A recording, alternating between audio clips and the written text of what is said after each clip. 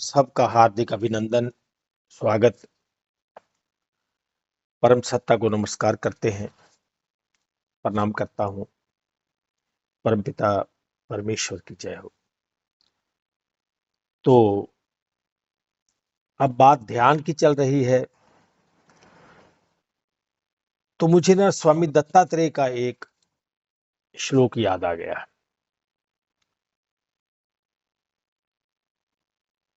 उन्होंने इसके लिए एक बहुत अच्छी बात कही है, बहुत बढ़िया। उन्होंने कहा है कि अनात्म रूपम च कथम समाधि, आत्म स्वरूपम च कथम समाधि।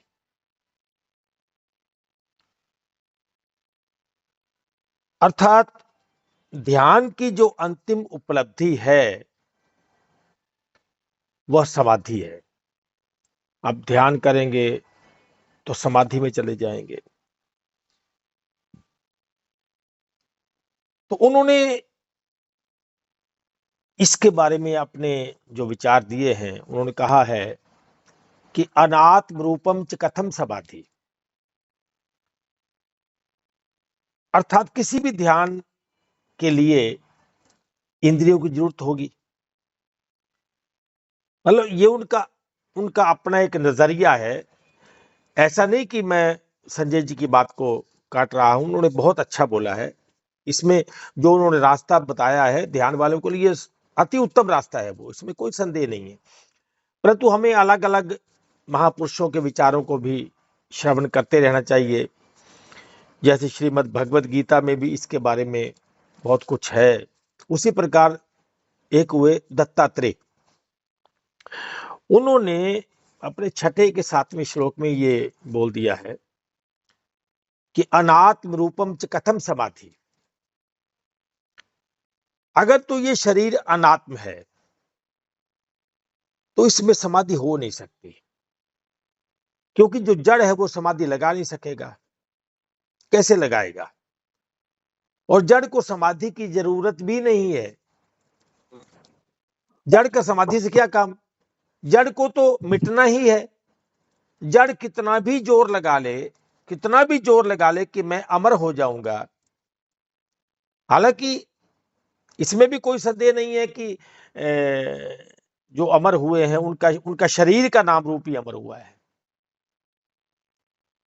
परंतु अगर गहन मनन से देखा जाए, गहन मनन से देखा जाए, तो क्या सच में उनका शरीर ही अमर हुआ है? शरीर का अमर होना माने शरीर का सदैव रहना। शरीर नहीं रहा तो उस तन का उस समय जो नाम था, उस नाम से हम नाम को याद करते हैं, नाम को पुकारते हैं, नाम के बारे में बात करते हैं, नाम का ही गुणगान, जिसको शब्द रटन। अब शब्द रटन में या तो कोई शरीरवाचक नाम आएगा,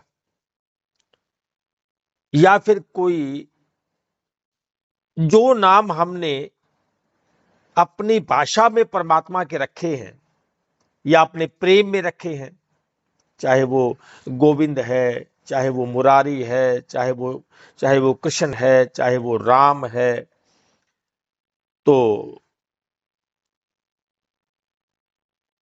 या तो उसका रटन करेंगे। तो माने जब हम रटन करेंगे तो तब ये विचार अवश्य करना चाहिए कि क्या उस रटन के द्वारा मेरे मन में कोई चित्रण हो रहा है, मेरे मन में कोई चित्र उभरता है। अगर मेरे मन में कोई चित्र उभरेगा तो फिर उससे क्या है, मेरा ध्यान उसमें जाएगा।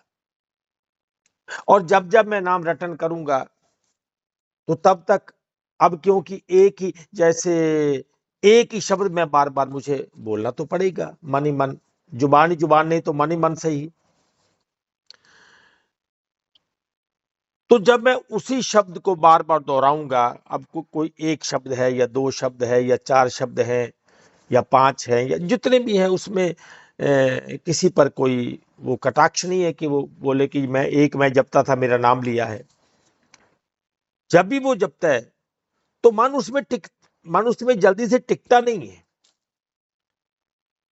इसके लिए उसका अभ्यास चाहिए, फिर अभ्यास करना पड़ेगा उसको। और अभ्यास में जब भी वो करेगा तो वास्तव में वो अपने विचारों को रोकने की चेष्टा कर रहा है, अपने ही विचारों को रोकने की चेष्टा करेगा कि जब मैं इन शब्दों को रटन करूंगा तो तब क्या होगा कि जो मेरे विचार चल रहे हैं ना, वो विचार मेरे बंद हो जाएंगे, और जब विचार बंद होंगे तो शायद मैं उस समय परमात्मा को प्राप्त हो जाऊंगा। ऐसा सोचते है। उसका सोचना गलत नहीं है, सही है। परंतु जब अर्जुन को श्री कृष्ण जी ने उस ज्ञान से माला माल किया, ज्ञान को जनाया, ज्ञान को दिया, ज्ञान से तृप्त किया, अर्जुन ने स्वीकार कर लिया कि हाँ, मैंने जान लिया है, तो उस समय अध्याय 11 का जो हम कल भी जिस श्लोक पे बात कर रहे थे कि जिस प्रकार तुमने मुझको देखा है। अब मुझको का माने, जैसे कल संजय जी ने बहुत बढ़िया एक बात कही कि मुझको का माने ये नहीं लेना चाहिए कि कृष्ण जी के शरीर को, जो मेरा है, जो वास्तविक मम है मेरा, जहां से मैं हूं, जिसमें मैं हूं, उस मेरा की बात की है। मुझको, मुझको, जैसे हम शब्द बोलते हैं मैंने, जब हम बोलते हैं मैंने ये काम किया, तो हम मैंने को तोड़ दो, थोड़ा मैं और नए को अलग अलग करो, तो मैंने किया। तो जिस प्रकार तुमने मुझको देखा है, इस प्रकार मैं ना वेदों से, ना तो वेदों के पढ़ने से, ना तप से, ना किसी प्रकार के तप से, न दान से, और न यज्ञ से ही देखा जा सकता हूं। अर्थात ये इन क्रियाओं से नहीं देखा जा सकता हूं। ऐसा नहीं है कि मैं इनसे देखा जाता हूं। परंतु हे परम तप अर्जुन, अनन्य भक्ति के द्वारा। अब अनन्य भक्ति क्या है, इसका अगले श्लोक में इसका विवरण दिया गया है। इस प्रकार मैं प्रत्यक्ष देखने के लिए, तत्व से जानने के लिए तथा प्रवेश करने के लिए। अब ये प्रवेश कहां करना है, जानना किसको है, तत्व क्या है, अर्थात एक ही भाव से प्राप्त होने के लिए भी शक्य हो। एक ही भाव, यहां दो भाव नहीं है, एक ही भाव है। कोई ऐसा ज्ञान जिसमें दो भाव बचे ही ना, दो ही ना हो, केवल एक भाव एकत्व, एक भाव केवल एकत्व वाला, वहां द्वैत ना हो, वहां दूसरा कोई हो ही ना। उसी प्रकार अध्याय 13 के श्लोक नंबर 11 में भी कहा कि आध्यात्म ज्ञान में नित्य स्थिति। सबसे पहले मेरी नित्य स्थिति क्या है, वो क्या है जो नित्य होता है, जो कभी टूटता ही नहीं, जो कभी छूटता ही नहीं, एक क्षण के लिए, एक पल के लिए, एक नैनो सेकंड के लिए भी जो नहीं छूटता है, वो क्या है। अगर मैं अपने चित्त में उसके बारे में विचार करूंगा, सोचूंगा, बिना कोई मंत्र, बिना कोई नाम जाप, बिना कोई रटन, बिना कोई मोमबत्ती जलाए, बिना कोई चिराग जगाए जलाए, बिना कोई दिया जलाए, बिना कोई आरती की थाली लिए हुए, बिना अगरबत्ती के, बिना कोई धन दौलत, बिना कोई दान चंदा, बिना कोई तप, मैं केवल ये सोचूं कि इस जब से मैं हूं, इसमें एक वो क्या है जो मिटता है और वो क्या है जो हमेशा रहता है, हमेशा बना रहता है, वो कभी नहीं टूटता, वो कभी नहीं टूटता, वो अदृश्य नहीं होता। और मेरे सारे तीनों स्थितियों के आनंद उसी में बने रहते हैं। जैसे अब मैं जागृत में हूं तो पांच पांच जानने के यंत्र है, पांच पांच, पांच पांच दृष्टा, सुनने का दृष्टा, देखने का दृष्टा, छूने का दृष्टा, चखने का दृष्टा और सूंघने का दृष्टा। ये पांच पांच दृष्टा है। अब ये पांच मिक्स नहीं होते, पांच आपस में कभी मिक्स नहीं होते, दृष्टा पांच है। अब कोई सुनेगा तो कहेगा ये दृष्टा तो माने देखने वाला होता है, तो ये सुनने वाला दृष्टा कैसे हुआ, सूंघने वाला दृष्टा कैसे हुआ, चखने वाला दृष्टा कैसे हुआ, छूने वाला दृष्टा कैसे हो सकता है? दृष्टा तो देखने वाले को बोलते हैं, क्योंकि दृष्टा के साथ दृश्य है और दृश्य के साथ दर्शन भी है। तो अगर आप थोड़ा सा गहराई में जाएंगे तो वास्तव में ये पांचों दृष्टा ही हैं। जैसे हमने कोई अच्छा गीत सुना, कोई अच्छी गजल सुनी, कोई अच्छा गीत सुना, कोई अच्छा शेर सुना, कोई अच्छा भजन सुना, तो हम ये भजन किसी और को सुनाना चाहते हैं, तो हम वहां दृष्टा शब्द का प्रयोग करेंगे कि मैंने ये भजन सुना है मित्र, आप इसको सुन के देखो, आप भी इसको सुन के देखो। तो हमने शब्द क्या लगाया? देखो। मैंने ये एक व्यंजन कल खाया है, बड़ा अच्छा स्वाद है इसका। मैंने ये गुलाब जामुन खाया है, तो मैंने ये कलाकंद खाया है, तो मैंने ये ड्राई फ्रूट का मिक्सचर खाया है। तो आप भी इसको एक बार खा के देखो, ये कितना मुलायम गद्दा है, एक बार जरा इस पे सोकर देखो। तो वास्तव में ये पांचों देखने वाले हैं, दृष्टा हैं, ये अपने अपने रूप में दृष्टा है, अपने अपने ज्ञान में दृष्टा है। हमने सोच लिया कि केवल आंख का काम देखना और किसी पे लागू नहीं होता, जबकि देखना सभी पे लागू होता है। देखना का मतलब केवल ये दृश्य जगत नहीं है, देखना का मतलब है अनुभव। देखना हमेशा अनुभव प्रधान होता है। देखना, मेरी दृष्टि जहां तक जा रही है, मानो केवल वही देखना है, तो वो देखना भी नहीं है, वो देखना भी नहीं है। उस देखने के अंदर जो मुझे दर्शन हो रहा है, तो मेरा मन तो उस दर्शन की गहराई में डूबा है, देखने की ओर तो मेरा ध्यान भी नहीं है। तब मेरा ध्यान देखने की ओर नहीं होता है, उस दर्शन में होता है, उसके आनंद में होता है, उसकी कटुता में होता है, उसके प्रेम में होता है और उसके आकर्षण में होता है। और इन पांचों, जो पांचों हैं, वास्तव में ये दृष्टा नहीं है। अगर ये पांचों दृष्टा होते तो आपस में, इनका आपस में तकरार हो जाता, इनकी आपस में मिक्सिंग हो जाती। इसलिए पांचों का एक है दृष्टा, वो है मन। अब मन अगर दो कोई मिक्स कर दिया जाए, तो मानो जब कोई मूवी देखता है, जब कोई यूट्यूब पे कोई वीडियो देख रहा है या टेलीविजन पे देख रहा है, तो वो साथ में सुनता भी है, साथ में देखता भी है और दोनों का मिक्स अनुभव करता है। वो मूवी देखते हुए अगर दृश्य चल रहा है, केवल आवाज चली जाए तो लोग शोर मचाने लगते हैं, आवाज बंद होगी भाई। जैसे अभी मैं बोल रहा हूं, तो अभी कोई अपना माइक खोल ले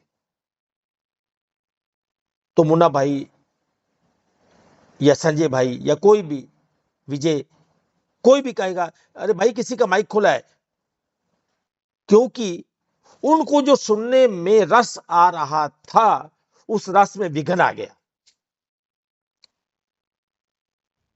ध्यान के लिए एक विशेष परिस्थिति चाहिए।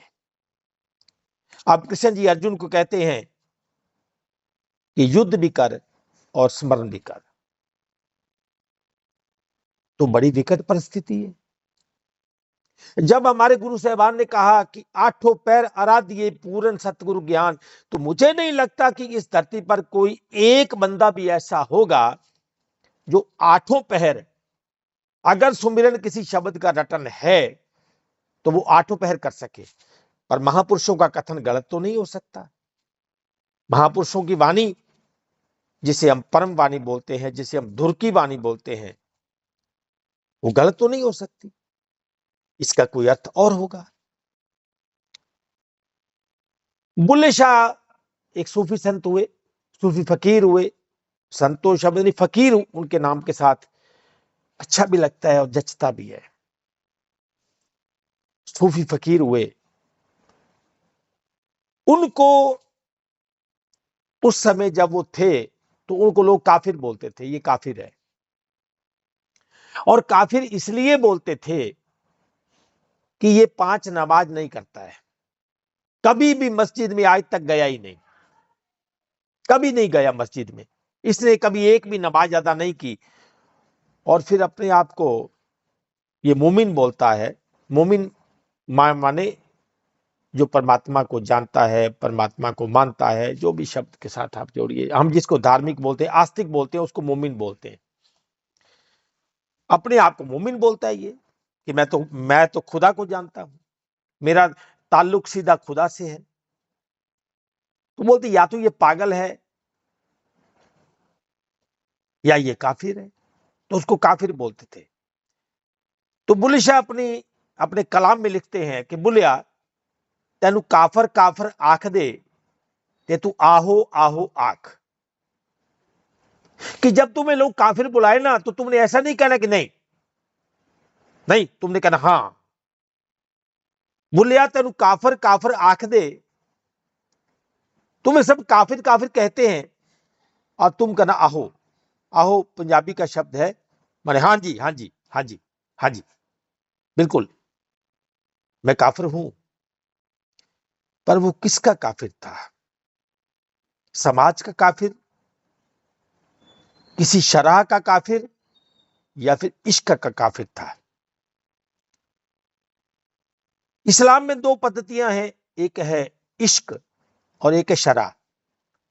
शरा माने नियम विधान, इश्क माने मोहब्बत। 2 पद्धतियां हैं उसमें।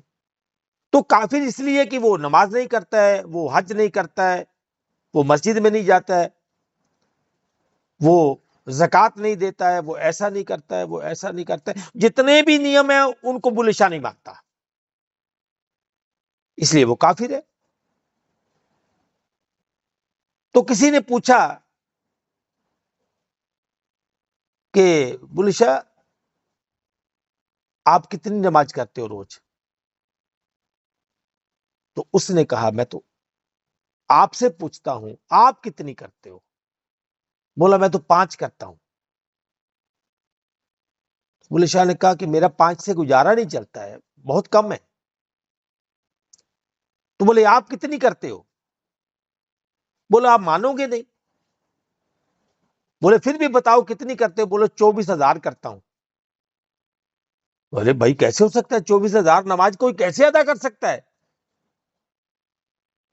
क्या बुद्धू पागल हो? बोले हाँ पागल। तो उन्होंने अपने कलाम में लिखा कि 24,000 नमाज फकर दी वे तू 5 की दिया करदा। 24,000 नमाज फकर दी, फकर माने फकीर, फकीर को फक्कर बोलते हैं, जिसको कुछ नहीं चाहिए, चाह गई चिंता गई मनुआ बेपरवाह, जिसको कछु न चाहिए सो शाहन के शाह। अमीर वो है जिसको कुछ चाहिए ही नहीं, केवल भगवान, केवल परमात्मा, केवल परमेश्वर, केवल परवरदिगार, केवल खुदा, जिसको और कुछ नहीं चाहिए। वो जैसे वो एक गीत भी आता, ना चाहूं सोना चांदी, ना चाहूं हीरा मोती, ये मेरे किस काम के, ना चाहूं बंगला बाड़ी, ना चाहूं घोड़ा गाड़ी, ये तो है बस नाम के, ये तो नाम की चीजें हैं, ये नहीं चाहिए। प्रेम चाहिए, मोहब्बत चाहिए, भले उसमें दर्द मिले, भले उसमें कुछ भी मिले, है इसी में प्यार किया, है इसी में प्यार की आबरू, वो जफा करे मैं वफा करूं, इसी में है इसकी आबरू ही इसी में है, इज्जत ही इसी में है कि 24,000 नमाज फकर दी वे तू 5 की दिया करता। अरे तू 5 किसकी करता है भाई, उसकी नमाज तो 24,000 है। जुबान ना हिले ते बुल ना फड़के, ए बुल्ला उस दर्दा, ते बुल्ले शाह दा इको ही मन का जड़ा मौला मौला करता। और वो 24,000 नमाज में ना तो मेरी जुबान हिलती है, ना मेरे होंठ फड़कते हैं। जुबान ना हिले ते बुल ना फड़के, ए बुल्ला उस दर्दा, मैं तो उस दर का हूं। मेरा दर तो वो है जहां पे ना जुबान चाहिए, ना होंठ चाहिए। बुल्ले शाह दा इको मन का जेड़ा मौला मौला करता। और 24,000 बार मैं उसका नमाज करता हूं। हैरानी की बात, गुरु साहबान का बोलते हैं, अपनी वाणी में लिखते हैं कि आठों पैर अरा दिए पूर्ण सतगुरु ज्ञान। ये आठों पैर वाला काम है। श्वास श्वास सिमरो गोविंद, मन अंतर की उतरे चिंत। जब किसी ने ये सुना कि वो तो श्वास श्वास करने वाला है, तो उन्होंने सोचा ये जो श्वास है ना, इसी का ध्यान करना होगा। तो वो श्वास का ध्यान करने लगे कि शायद यही परमात्मा है, श्वास ही परमात्मा है। अब लगे वो श्वास में, और कुछ श्वास के साथ सोहंग का जाप करने लगे। सोहंग, इसमें जो साउंड वाइब्रेट होता है ना, उसमें ऐसी ध्वनि आती, वो ऐसा सोचते हैं। तो इसलिए हम सोहंग सोहंग सोहंग सोहंग कि जब आ रहा है तो सो, जा रहा है तो हंग, इसका जाप करेंगे। इसमें कोई सत्य नहीं, इससे भी उनको अच्छा लगता है। कम से कम जब विचार नहीं आएंगे, विचार नहीं आएंगे, तो लगेगा कि मैं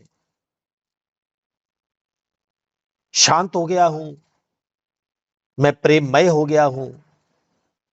जैसे कुछ लोग बोलते हैं, जब मंदिर जाता हूं तो बड़ी शांति मिलती है, जब बाहर आता हूं तो फिर वो बात नहीं बनती। अरे भाई, इस पर मनन करके देख लेते, इस पर विचार करके देख लेते कि आखिर ऐसा क्यों।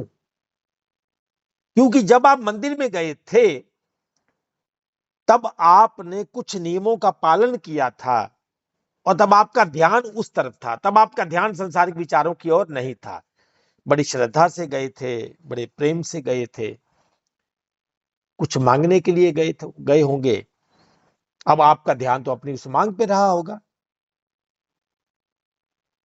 उस तमन्ना पे रहा होगा, उस कामना पे रहा होगा। इसीलिए श्री कृष्ण जी ने 4 प्रकार के भक्त बताए श्रीमद् भगवद गीता में। तो अब मंदिर के हमने नियम बनाए। देखो भाई, वहां आना है तो थोड़ी पवित्रता का ध्यान रखना है। अगर आपने जूते पहने हैं तो जूतों के साथ मिट्टी लगी होती है, तो आप बाहर ही निकाल दो, नंगे पांव हो जाओ।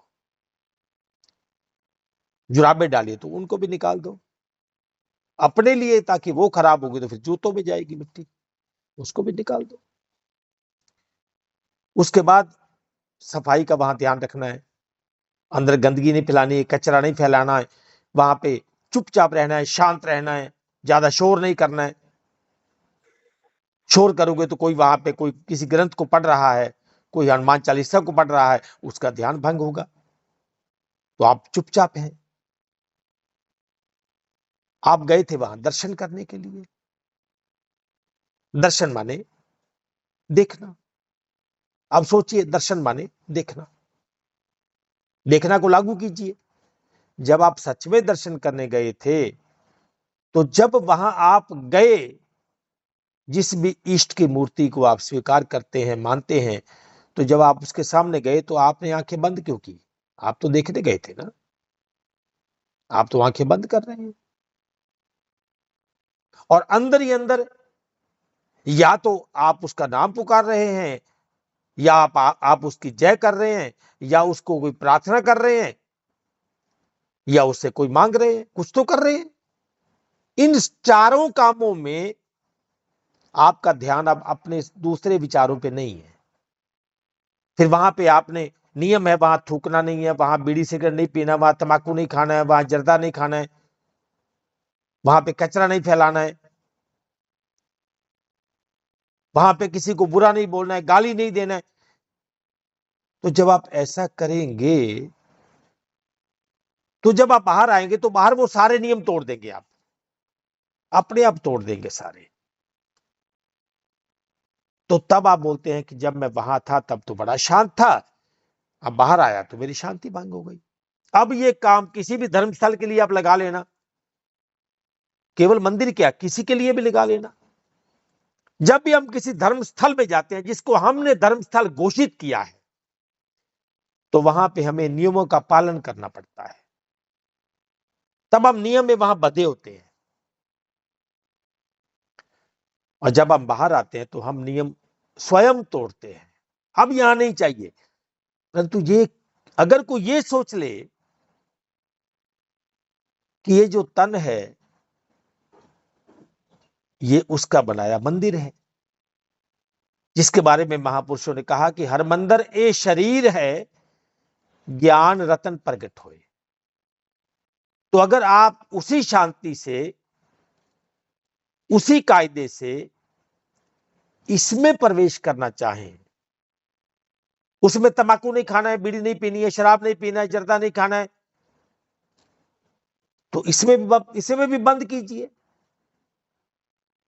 इसकी अहमियत ज्यादा है जो मंदिर परमात्मा ने बनाया, जिसके बारे में हमारे महापुरुषों ने कहा कि हर मंदिर सोई आखिए जिथो हर जाता, मानस देह गुरु बचनी पाया, आत्म राम पछाता, बाहर मूल न खोजिए कर माहे विधाता। मन मुख हरि मंदिर की सार ना जाने, तिन्ही तिन्ही जन्म गवाता। उन लोगों ने जन्म को गवाया है जिन्होंने इस मंदिर की सार को नहीं जाना है। उन्होंने उस मंदिर की सार की बात नहीं की है, इस मंदिर की सार की बात की है। इसके अंदर कोई है और वो मूर्ति नहीं है, वो मूर्ति नहीं है। और उसके साथ कैसे जुड़ा जाए, तो जो इसमें जो है, अब उसकी स्थिति कब कब मिटती है ये सोचिए। उसकी स्थिति कब कब मिटती है। कोई ध्यान, कोई मंत्र, कोई शब्द, कोई रटन के बिना क्या स्थिति बनी रहेगी या मिटेगी। अब आप जब जागृत में हैं तो इसका प्रधान कौन है? जागृत का प्रधान कौन है? जो ये दावा करता है कि मैं जागृत में हूं, मैं खा रहा हूं, मैं पी रहा हूं, मैं लेटा हुआ हूं, मैं आराम कर रहा हूं, मैं दुखी हूं, मैं सुखी हूं। ये सारा सुखी दुखी खाना पीना बाद में आएगा, पहले तो मैं आएगा। मैं अध्यापक हूं, मैं पढ़ा रहा हूं, मैं पढ़ रहा हूं।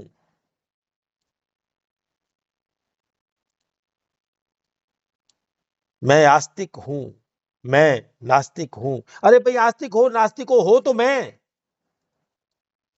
से छूट के दिखाओ। इस मैं को छोड़ के दिखाओ एक बार। मैं के बिना कोई शब्द बताओ। आपकी हर फीलिंग, आपका हर अनुभव, आपका हर सुख, आपका हर दुख, आपकी हर यातना मैं के साथ जुड़ी है। इस मैं को एक सेकंड के लिए हटा के देखो, नहीं हटेगा, बना रहेगा।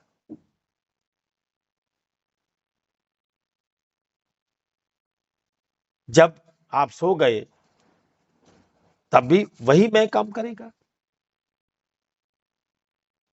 क्योंकि उसके बाद बोलते मैं सो रहा था, मैं सो रहा था, सो भी मैं रहा था, मैं तब भी नहीं गया। अब स्वप्न में भले तन का कोई ध्यान नहीं है, अब जिसको मंदिर बोला, इस इसका मंदिर, इस स्थान को मंदिर बोला था ना, तो अब इसमें जो मैं था, अब वो सूक्ष्म तन में है। तो वहां भले इसका ध्यान नहीं है, पर क्या मैं से पल्ला छूटा? मैं से पल्ला तो फिर भी नहीं छूटा। और ये नित्य, हमेशा, लगातार, जन्म जन्म, जन्म जन्म, लाखों वर्षों से मैं इसी मैं के साथ बना हुआ हूं, इसी मैं के साथ। ये मैं मुझे नहीं छोड़ती है, ये मैं मुझे नहीं छोड़ेगी। मैं ध्यान करता हूं, मैं जप करता हूं, मैं तप करता हूं, मैं मंदिर जाता हूं, मैं शराब के अड्डे पे जाता हूं, मैं जुआ खेलने जाता हूं, मैं जुआ खेलता हूं, मैं जुआरी हूं, मैं शराबी हूं, मैं कबाबी हूं, मैं पुण्यवान हूं, मैं दयावान हूं, मैं बलवान हूं, मैं बूढ़ा हूं, मैं बच्चा हूं, मैं जवान हूं। कहां छूटेगी मैं? सारा दिन मैं तो छूट रहेगी।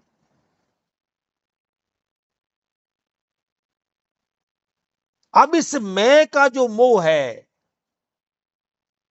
इस मैं का जो मोह है, इससे कैसे छूटूं? क्योंकि यही मैं तो मेरे बंधन का कारण है, यही मैं तो मेरे दुख का कारण है, यही मैं तो मेरी यातनाओं का कारण है। और इसी मैं से मुक्ति चाहिए, और इसी मैं की शिकायत, जिसने इस मैं से उस मैं में जिस प्रकार तुमने मुझको देखा है, मम दर्शन फल परम अनुपा, मम, मम का दर्शन कैसे हो? क्योंकि सबसे अनुपम फल तो वही है। क्योंकि वहां जाकर जीव पाव निज सहज स्वरूपा, जीव तब अपनी उस निज मैं को जानता है। मेरी निज मैं कौन सी है? वो मेरी निज मैं, जिस मैं के कारण इस मैं का अस्तित्व है। हालांकि जरूरी नहीं कि अब ये जो बात मैं कर रहा हूं ये सबको समझ आए, जरूरी नहीं है। कृष्ण जी ने कहा कि अध्यात्म अध्यात्म ज्ञान में नित्य स्थिति, बस इतना तक सीमित है। एक बार आप अपनी नित्य स्थिति को जान लो, यहां अध्यात्म है।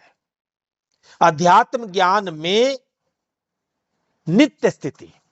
अब ये नित्य स्थिति में क्या क्या होगा?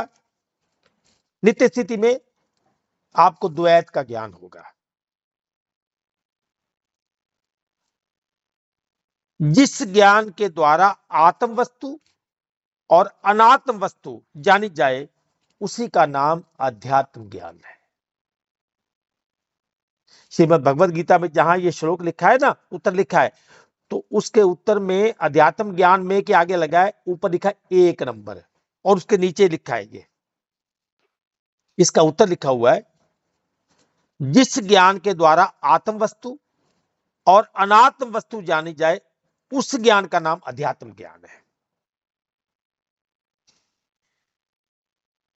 अध्यात्म ज्ञान में नित्य स्थिति और तत्व ज्ञान के अर्थ रूप। अब उसके बाद आएगा तत्व ज्ञान। तत्व ज्ञान बोलिए, ब्रह्म ज्ञान बोलिए, इसको किसी भी शब्द के द्वारा बोल सकते हैं, क्योंकि भाषा है, भाषा के माध्यम से हम समझते हैं। और हमने भाषा को उस लेवल से बनाया है, उस तरीके से बनाया है कि अपने मन के विचार, अपने मन के भाव आपके मन में प्रवेश करें, और वैसे ही प्रवेश करें जैसे मैं उनको दिखाना चाहता हूं। जो चित्रण मैं आपके अंदर करना चाहता हूं वैसे का वैसे हो जाए, उसका माध्यम है भाषा। बस भाषा केवल उसका माध्यम है।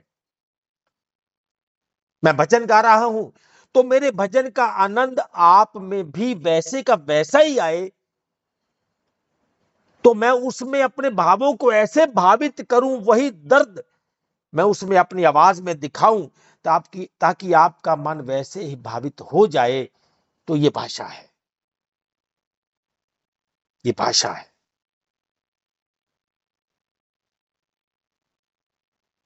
और जो सब भाषा है वो कहीं से भाषित होती है। तो एक लाइन आती, यस्य भाषा, मैं भूल गया उसको, ये किसी से भाव को शब्दों में उच्चारण का नाम ही भाषा है। अध्यात्म ज्ञान में नित्य स्थिति और तत्व ज्ञान के अर्थ रूप परमात्मा को ही देखना, परमात्मा को ही देखना, यह सब ज्ञान है। और जो इसके विपरीत है वह अज्ञान है, ऐसा कहा गया है। मानो ये तो ज्ञान हुआ, और इसके बाद कुछ भी कहो वो सब अज्ञान में आएगा। तो दत्तात्रेय जी ने कहा कि अनात्म रूपम च कथम समाधि, अनात्म में समाधि नहीं हो सकती। क्यों लगाए, किसके लिए? वो तो जड़ है, वो तो मिटेगा, उसको जलना है, उसको उसको दफन होना है। तो आत्म स्वरूपम च कथम समाधि, अगर आत्मा हो तो समाधि, आत्मा को तो समाधि की जरूरत ही नहीं है। अनात्म रूपम च कथम समाधि, अनात्म स्वरूपम च कथम समाधि, उसको समाधि की जरूरत नहीं, क्योंकि वो तो स्वयं ही आत्मा है। वो तो अजर अमर अविनाशी, जानने का मार्ग।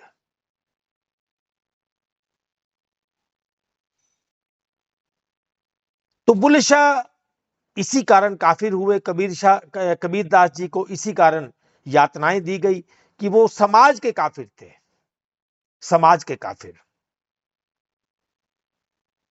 परमात्मा के नहीं थे। पर क्योंकि अब एक तरफ लाखों लोग जिस पद्धति में लगे हुए हैं, जब उस पद्धति को छोड़कर किसी को किसी और मार्ग में लगे हुए देखेंगे तो वो उनको काफिर बोलेंगे, क्योंकि वो उनके नियमों को धारण किए हुए नहीं है। उनके नियमों को उन्होंने धारण नहीं किया हुआ है, इंद्रियों वाले नियमों को छोड़ चुके हैं, वो छोड़ चुका है वो। जब श्री गुरु नानक देव जी कुछ लोग सूरज को जल चढ़ा रहे थे, तो उनके पास गए, वो जो उनका मुखिया था, जो भी पंडित था, पुरोहित था, जो भी था, उनके पास गए। तो उन्होंने कहा, जी ये आप क्या कर रहे हैं, मैं ये जानना चाहता हूं कि आप पानी को ले रहे हैं, फिर ऊपर, फिर लेके नीचे से उठाते हैं पानी को, फिर ऊपर से फिर नीचे गिरा देते हैं। तो अगर गिराना ही है तो पहले नीचे पड़ा है, इसका आप क्या कर रहे हैं? ऊपर हाथ जल लेके फिर उसको ऊपर करते हैं, फिर वो जाल फिर नीचे गिरता है, फिर निकालते हैं नीचे से, फिर ऊपर से गिराते हैं। तो ये क्या काम धंधे पे लगे भाई आप? उन्होंने कहा, अरे भाई आप समझदार नहीं हो, बोले हो क्या? उसने कहा, नहीं मैं तो नहीं जानता इस बात को, प्रक्रिया को समझ नहीं आया तो पूछने आया हूं। तो उन्होंने कहा, ऐसा है, ये हम सूर्य को जल चढ़ा रहे हैं। तो श्री गुरु नानक देव जी ने कहा कि सूर्य को जल चढ़ा रहे हैं? जहां तक मैंने सुना है सूर्य तो यहां से करोड़ों मील दूर है, तो आप उसको जल कैसे भेजते हैं? बोले, जब आप यहां से चढ़ाते हैं तो जल वहां मिलता है सूर्य को, क्योंकि जब सूर्य को चढ़ा रहे हैं, अब आप प्रसाद किसी को चढ़ा रहे हैं तो उसको मिलना चाहिए। तो उन्होंने कहा था, ये तो आपने बहुत अच्छा बताया, मैं तो किसी काम के लिए बड़ा परेशान था। तो उन्होंने क्या किया, दूसरी तरफ आए पश्चिम की ओर, और वहां पे जल का लोटा उठाया कि भाई साहब जरा एक मिनट लोटा देना। लोटा लिया तो लगे वो चढ़ाने, उन्होंने कहा अरे ये क्या कर रहे हो? अरे सूर्य उस तरफ है भाई। तो उन्होंने कहा नहीं नहीं नहीं नहीं, देखो आप अपनी जगह बिल्कुल ठीक हैं, परंतु मैं सूर्य को जल नहीं चढ़ा रहा हूं। तो बोले फिर आप किसको चढ़ा रहे हो? बोले ऐसा है, मेरी ना खेती है, यहां साथ में गांव है करतारपुर, तो यहां से कोई 200 मील दूर है, तो वहां पे बारिश नहीं हुई इस बार, तो ये आपने अच्छा तरीका बताया, तो मैं तो अपने खेत को जल चढ़ा रहा हूं। तो उन्होंने कहा अरे भाई ये तो समझदारी नहीं है, कहां आपका खेत, कहां ये 200 मील, तो ये जल वहां नहीं पहुंच सकता। तो बोले जब मैंने ये पूछा तब तो आपने बोला पहुंचता है, करोड़ों मील पहुंचता है। अब जब मैंने चढ़ाने लगा तो मेरा विरोध कर रहे हो कि 200 मील भी नहीं जाएगा। जब मेरा जल, आपका जल करोड़ों मील जा सकता है, अगर उसको जाने में 1 घंटा लगेगा तो मेरा तो 200 मील है, अभी 1 मिनट में ही जाएगा। तो उन्होंने उस समय श्री गुरु नानक देव को काफिर कहा। नहीं नहीं, ये इसको समझ नहीं है। आज बोलते हैं आज बोलते हैं धन गुरु नानक, कि धन्य थे वो, कि ज्ञान की समझ तो उनको थी, तो भाई तब किसको आई जब वो इस बात को बता रहे थे? तब किसको आई? अब बुल्ले शाह काफिर हो गया। तो जब बुल्ले शाह को के पिता को पता चला कि मेरा बेटा तो ऐसा है, उनके मुताबिक तो वो उल जुलूल बातें करता है, नमाज का खंडन करता है, हज का खंडन करता है। मुझे हज नहीं जाना, मुझे तो वहां जाना है जहां मेरा यार है, वही मेरा हज है। जित वाल यार तिते वाल काबा, भावे फूल किताबा चारे, चाहे तुम्हारे चारे किताबें देख लो, वास्तव में काबा तो वही है जहां पे वो खुद है। ना तद भाष्य ते सूर्यो, न शशांको न पावका, वो मेरा परम धाम। वो सूर्य वाला नहीं, चांद वाला नहीं, सितारों वाला नहीं, हवा वाला नहीं, जल वाला नहीं, अग्नि वाला नहीं। ये शरीर अग्नि वाला, जल वाला, सूर्य वाला, चांद वाला, सितारे वाला, धरती वाला, वायु वाला, आकाश वाला, इसमें तो कुछ देर के लिए प्रकट हुआ हूं बस, प्रकट। क्योंकि मृत्यु से, जन्म से पहले सब अप्रकट थे, और बीच में केवल प्रकट है, और मृत्यु के बाद फिर अप्रकट हो जाने वाले हैं। प्रकट कहां है? प्रकट तो यहां होता है जी, संसार में प्रकट होना, ये हमारा ठिकाना नहीं है। हम तो यहां प्रकट हुए हैं। अपनी प्रकटता को देखो, अपनी प्रकटता को जानो। ये प्रकट कौन हुआ है? कौन प्रकट हुआ है? जिन्होंने जान लिया वो काफिर हो गए यहां के। तो जब बुल्ले शाह की श्वास की सुना वो, तो कुछ लोगों ने श्वास श्वास का ही बना दिया कि यही ध्यान, बस इसी को करो, बस श्वास श्वास श्वास श्वास श्वास श्वास।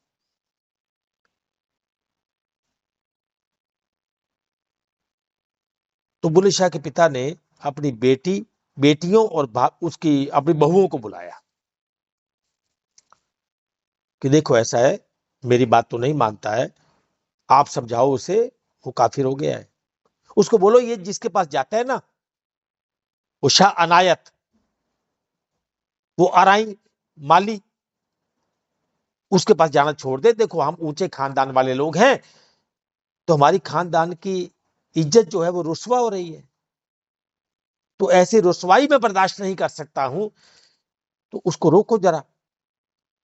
तो आपकी तो बात सुनता है ना, मानता है ना आपकी बात को, तो उसको जरा समझाओ। तो फिर बहनें और भाभियां बुल्ले शाह के पास समझाने के लिए आई।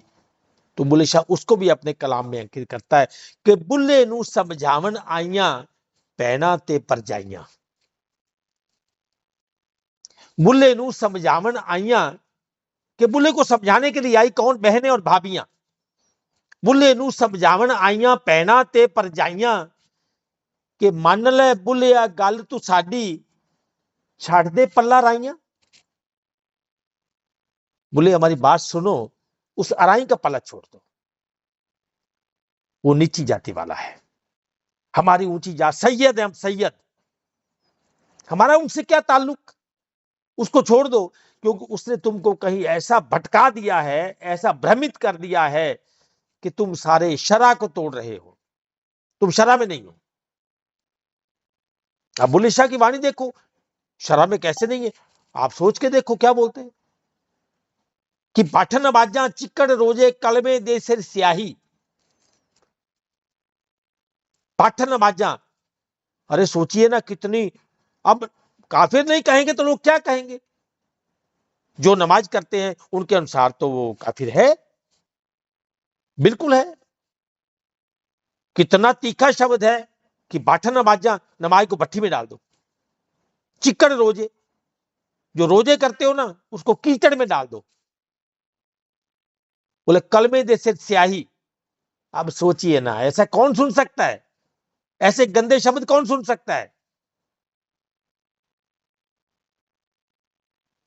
ऐसे विरोधाभास वाले शब्द कौन सुन सकता है कि जो कलमा है उस पर स्याही डाल दो? बताओ। अठन आवाजा चिक्कड़ रोजे कलमे दे सिर स्याही। बोले बुल्ले नू शौ अंदरों मिलिया ते बुल्ली फिरे लुकाई। मुझे तो मेरे अंदर से मिल गया, अब ये लोग बोले हुए पता क्या क्या कर रहे हैं, क्या क्या कर रहे हैं, मुझे तो पकड़ में नहीं आ रहा है। ऐसी तीखी वाणी, ऐसे तीखे शब्द जो गालियों से भी बदतर लगे उनको। लोगों ने कहा होगा इससे तो अच्छा मुझे गाली दे ले, मुझे कोई फर्क नहीं पड़ता, परंतु मेरे मजहब के बारे में, मेरे धर्म ग्रंथों के बारे में एक शब्द भी नहीं सुन सकूंगा मैं। आज भी ऐसा होता है, आज भी ऐसा होता है। आज कहां नहीं ऐसा होता, आज भी होता है। कुछ दीवाने, कुछ इश्क वाले, कुछ शराब वाले, इन दोनों का झगड़ा सदैव समाज में बना रहा है।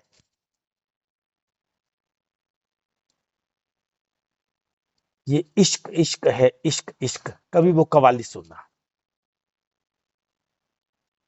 जासूस की हालत को जासूस ही समझेगा। मैं क्षमा से कहता हूं, महफिल से नहीं कहता, क्योंकि ये इश्क इश्क है, इश्क इश्क। बहुत कठिन है डगर पनघट की। ये पनघट की जो डगर बहुत कठिन है, यहां पे लोगों ने सिर कटवाए हैं, यहां पे लोगों ने खाल उतरवाई है।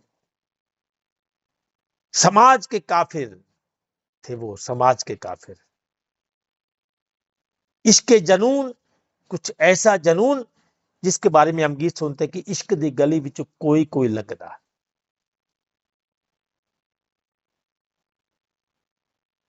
जब उस जनून का बुखार चढ़ता है ना, तो संसार की किसी भी दवाई से वह उतरता नहीं है, किसी भी दवाई से नहीं उतरता है, किसी भी दवाई से। वो कभी गीत सुनना, जाने क्यों लोग मोहब्बत किया करते हैं, तन्हाई मिलती है, महफिल नहीं मिलती, राहे मोहब्बत में कभी मंजिल नहीं मिलती। क्या मजनू को मंजिल मिली? लैला को मिली, रांझा को मिली, हीर को मिली, सस्सी को मिली, सोनी को मिली, महिवाल को मिली। जिनको मंजिल नहीं मिली, हम उन्हीं को तो प्रेमी बोलते हैं। जिनको मंजिल नहीं मिली वही तो प्रेमी है, चाहे वो रांझा है, चाहे वो मजनू है, चाहे वो फरियाद है, तो फलां है, तो ये है, तो हीर है। जिनको मिली उनके बारे में तो हम रोज रोज रील देखते हैं ना। कोई पत्नी से दुखी है तो कोई पति से दुखी है। ये जिनको मंजिल मिली है।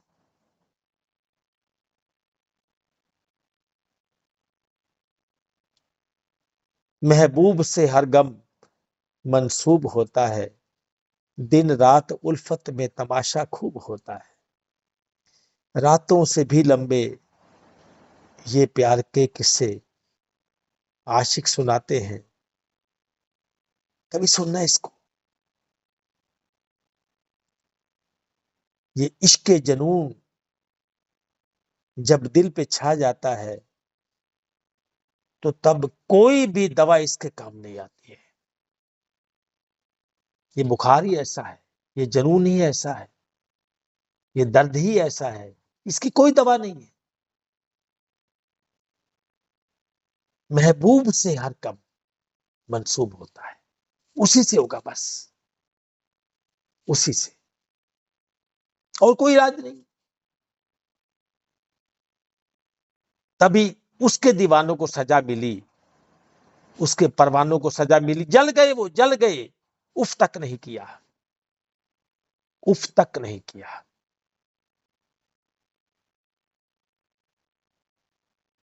बहुत देर पहले एक कविता लिखी थी, एक कविता लिखी थी, पंजाबी में है, अगर कोई इसको दीवाना समझ ले तो हिंदी में वो पकड़ में नहीं आएगी, क्योंकि उसके भाव ही उसी भाषा से संबंधित हैं और उसकी रूह पंजाबी है।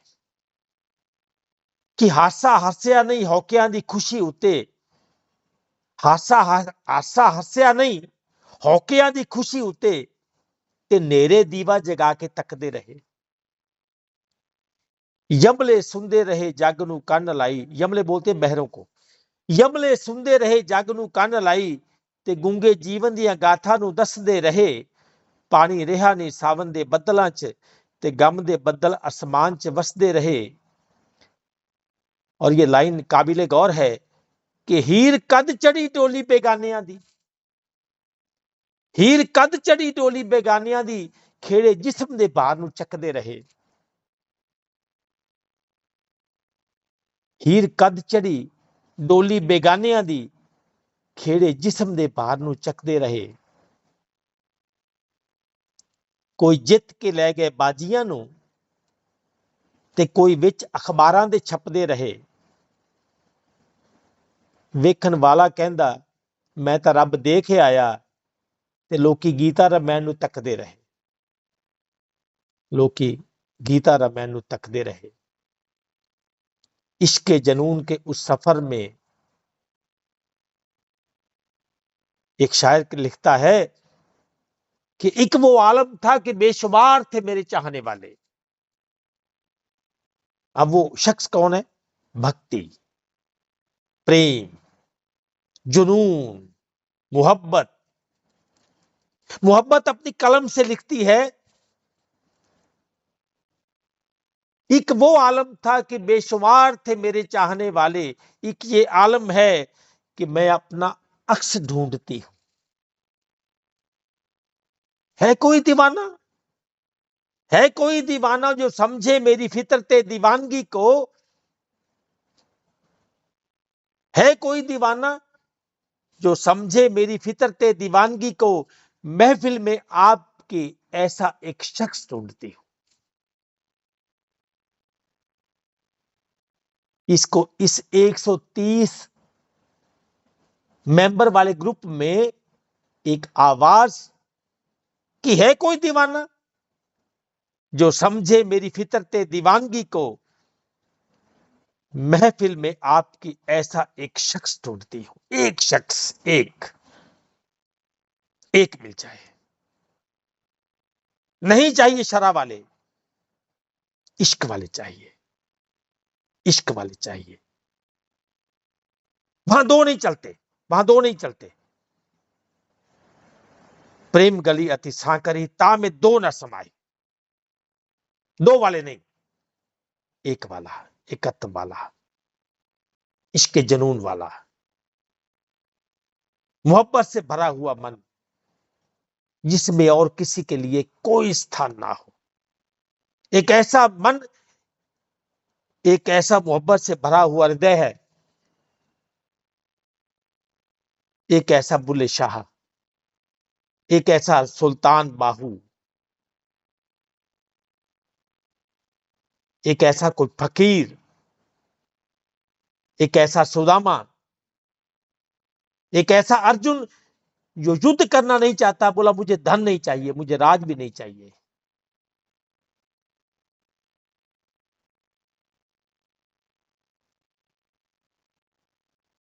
कोई ऐसा बुल्ले शाह जो समाज में एक ऐसी आवाज लगाता है,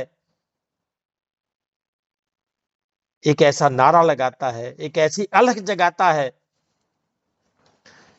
कि हाजी लोक मक्के वल जांदे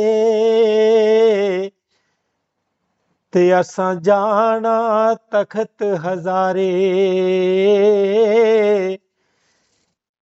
जित वल यार तिते वल काबा, ते भावें फूल किताबां चारे, नी मैं कमली हां, नी मैं कमली हां, नी मैं कमली हां। रांझा रांझा कर दी नी मैं, आपे ही रांझा होई, ते सदो नी मैनू धी दो रांझा, ते मैनू हीर न आखो कोई। अब मैं जीव नहीं रहा हूं, मैं जीव नहीं रहा हूं, मिट चुका हूं किसी में, गुम हो गया हूं किसी में। गुम है किसी के प्यार में दिल सुबह शाम। वो अपने मन की कलम से पाती लिखता है अपने प्रियवर को। अनपढ़ है, किसी से लिखवाता है, इसे सुनना जरा। गुम है किसी के प्यार में दिल सुबह शाम, पर तुम्हें लिख नहीं पाऊं मैं उसका नाम नहीं लिखूं कैसे, वो तो बेनामा है। मेरा यार तो बेनामा है, तो मैं नाम वाला कैसे हो सकता हूं।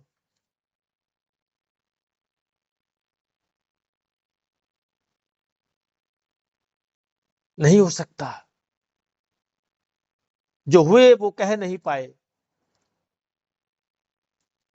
अपनी अलख जगा के लौट गए। कुछ को सूलियां मिली, कुछ को गर्म लोह पे बिठाना पड़ा, बैठना पड़ा, कुछ की खाल उतरी। यातनाएं अनेक, पर इश्क अकेला। चढ़ गया सूली पे, चढ़ गया। और उसी ज्ञान के लिए कि कालियां रातां च सूरज चढ़ा के ता देख, अंदर ज्ञान दा दीपक जला के ता देख। मैं मंदा हां, मार्ग मुश्किल है थोड़ा, पर कदम अपने अगे बढ़ा के ता देख।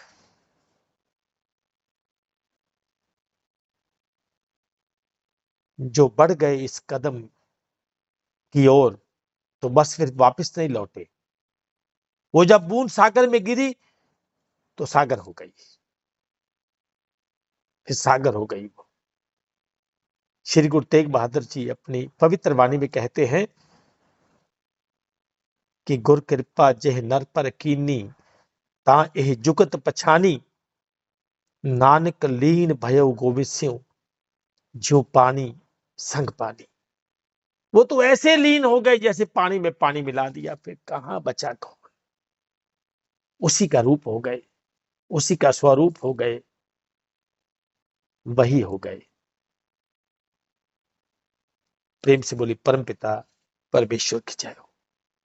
जय हो जय।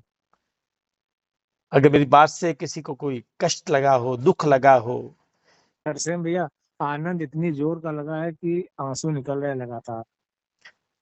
इनको निकलने देना, बस रोकना मत। ये आंसू मेरे दिल की जुबान है। मैं रोऊं तो रो दे आंसू, मैं हंसूं तो हंस दे आंसू। ये आंसू मेरे दिल की जुबान है। जिसके दिल की जुबान ये आंसू बन जाते हैं ना बजमी भाई, उसे कौन रोक सकता है। तो फिर प्यार किया तो डरना क्या। प्यार किया, कोई चोरी नहीं की, फिर छुप छुप क्या बोलते हैं, छुप छुप आहें भरना क्या। तो अपनी वाणी को यहीं विराम दूंगा। तो अब जो भी भाई कुछ कहना चाहे तो कह सकता है। अब मैं तो कहने के काबिल बचा नहीं हूं, सीधी बात। मैं इस काबिल नहीं बचा हूं कि कुछ और बोल पाऊं। अगर कोई कहना चाहता है तो स्वागत है, कह सकता है। सबसे पहले तो जितने भी महापुरुष हैं, जैसे संजय साहब है और तकदीर जी हैं और जुरुक्स भाई है, और भी जो अन्य भाई बंद है, जो मेरे प्रिय मित्र हैं, जो महात्मा है, महान आत्मा, इन सबको मेरा सादर प्रणाम। आज का सत्संग साहब ने बहुत अच्छा किया, नमन है साहब को। दूसरी बात, जो आज का सार है, जिसका जितना विवेक है वो उस सार को ग्रहण करता है, पकड़ता है। तो आज जो मेरे समझ में आया, तो मैं 2 शब्द बोलना चाहूंगा। सबसे पहले तो गीता को लेकर सामने ये फरमाया है कि नाम में उन्होंने गीता का वो अध्याय लेते हुए, श्लोक लेते हुए बताया है कि भाई, हे अर्जुन, मैं किसी यज्ञ से नहीं मिलता, मैं किसी तप से नहीं मिलता। और भी बहुत कुछ उन्होंने बताया। मैं गीता को पढ़ता हूँ, समझता हूँ, तो वहां पर एक चीज समझ में आती है। सदगुरु कबीर साहब ने भी फरमाया है, उसी श्लोक से मिलता जुलता उनकी एक वाणी आती है कि नाम में जप में, नाम में तप में, नाम में क्रिया कर्म में रहता। और लास्ट में उन्होंने बोला है कि खोजी हो तो तुरंत मिल जाऊं, एक पल ही की तलाश में। तो मैं शुरू से सभी भाइयों को यही कहता हूँ कि सबसे पहले जो हमारे जीवन में जो भी महापुरुष है, हमें उनके भाव को पकड़ना है कि वो कहाँ की बात कर रहे हैं, ना कि किसी मतभेद में रहें कि ये मेरे गुरु हैं, ये मेरे साहिब हैं। उन्होंने कौन से पद को गाया है, उस पद को जब हमारा चित्त पकड़ लेता है, वहीं से हमारा अंतःकरण शुद्ध होने चलता है। तो सबसे पहले जो गीता को लेके जो कबीर साहब और गीता का जो ये श्लोक मिलता जुलता है, इससे हमें समझ में आना चाहिए कि कबीर जी ने क्या समझा और वो क्या गा के गए और हमें वो क्या समझाना चाहते थे। गीता का हमारे लिए क्या संदेश है। फिर एक बहुत ही प्यारी साहब ने, मतलब उसकी वाक्या करके इस तरह से समझाया ना, जैसे दूध का दूध और पानी का पानी। कल एक साहब ने भजन गाया था, शायद मेरे हिसाब से होशियार सिंह जी नाम उनका होना चाहिए, जहां तक मुझे याद है, कि काया रूपी कंचन जो हीरा है, इसकी मैंने कदर नहीं की, इसको कचरे में डाल दिया। बहुत प्यारा भजन था। उससे रिलेटेड गीता के अंदर जो आत्मा के ऊपर उस सच्चिदानंद घन ब्रह्म शुद्ध चेतन की ओर जो हमें इशारा किया है। फिर सामने अभी ओम तत्सत वालों ने बताया कि ये काया रूपी कंचन जो हीरा हमारा, ये जो मंदिर है हमारा, इस मंदिर को हमने नहीं जाना, नहीं इसे पकड़ा। जब हम जो ये बाहर जो दिखावे के मंदिर है, जब हम इनमें जाते हैं तो हमें पूरी शुद्धता के साथ में जाना होता है। ये बाहर का जो आवरण है, इसमें भी इतने अच्छे नियम हमें फॉलो करने पड़ते हैं, परंतु ये काया रूपी कंचन जो हमारे अंदर है, कोई बाहर माने, कोई अंदर माने, कोई कहीं नहीं माने, कोई पूरे ब्रह्मांड में माने, बात एक ही है। तो सच्चिदानंद घन ब्रह्म जिस शक्ति की हम बात करते हैं, वो तो हमेशा है, था और रहेगा। हम उसकी कदर नहीं करते हुए भी हम बीड़ी पी रहे हैं, हम सिगरेट पी रहे हैं, हम मांस मंदिरा भक्षण। सदगुरु कबीर साहब ने बताया कि सुरा पान मद मांसाहारी, गमन करे भोगे पर नारी, 70 जन्म कटत है शीशम, साक्षी साहिब है जगदीशम। ये भी वाणियां सामने आती है तो कई विरोधाभास भी करते हैं कि नहीं, बीड़ी पीना गुनाह नहीं है, सिगरेट पीना गुनाह नहीं है। गीता को लेके भी कई कहते हैं कि जब सतोगुण की बात आती है कि हे अर्जुन, हमें उस फल का आहार करना चाहिए जिसमें रस हो, और रस, जिसमें भी रस हो उसे सात्विक बोला है। तो वहां पर कई ऐसे मेरे जीवन में जो देखे हैं, वो ये कहते हैं कि भाई जो बाहर की कंट्रियां हैं, जैसे हमारे भारत में जम्मू कश्मीर भी हम ले लेते हैं, तो वहां पर सर्दी ज्यादा होने की वजह से मीट माट का भक्षण ज्यादा करते हैं, परंतु उसमें भी रस है। परंतु लास्ट में महापुरुष ने ये बताया है कि हाँ, उसमें सात्विक रस है, परंतु हमें उसके गुण को भी देखना चाहिए कि इसका गुण हमारे ऊपर क्या प्रभाव पड़ता है, इसके गुणों से हमारे ऊपर क्या प्रभाव पड़ने वाला है। तो ये जो काया रूपी कंचन है, जब हम मंदिर में जाते हैं या मस्जिद में जाते हैं, गुरुद्वारा में जाते हैं, कहीं पे भी जाते हैं, हम हमारे घर में भी जाते हैं, तो हमारे जो पैर है साफ सुथरे करके जाते हैं। मंदिर में जाते हैं तो हम नहा धो के एकदम कंप्लीट होके, कहीं कुछ कमी नहीं रह जाए। इस्लाम धर्म वाले यहाँ तक कि पेशाब करते हैं तो मिट्टी से अपने हाथों का मंजन करते हैं। हम बाहर के आवरण का इतना ध्यान रखते हैं, परंतु ये काया रूपी कंचन जो हीरा हमारे अंदर है, उसकी हम कदर नहीं करते हैं। बस कुछ अच्छा लगा, हमने कुछ समय सुन लिया, कुछ समय हमने हमारा भाव व्यक्त कर दिया, कुछ पल के लिए हमने समर्पण भी कर दिया, परंतु उसके बाद में वापस उसी माया में लिप्त हो गए, उसी बनावटी आवरण में हम धस गए। और यही हमारा जीवन है, यही हमारी भक्ति है, यही हमारा नाम है। तो धिक्कार बोला है लास्ट में, ऐसी भक्ति, ऐसे नाम और ऐसे समर्पण काफी, मतलब जो उस परमेश्वर का बंदा है, इस संसार के लिए वो काफिर है। और जो काफिर है, जो वास्तविक काफिर है, जिस काफिर की बात बताई है, उस काफिरता के गुण को समझना, उस वास्तविकता को पकड़ना, ये एक बहुत बड़ा गुण है। उसे हमें पकड़ना चाहिए, हमें उसे समझना चाहिए।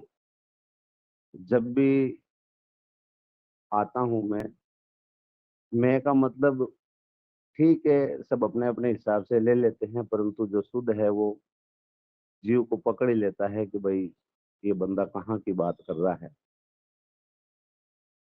तो जैसे मेरे जीवन का आधार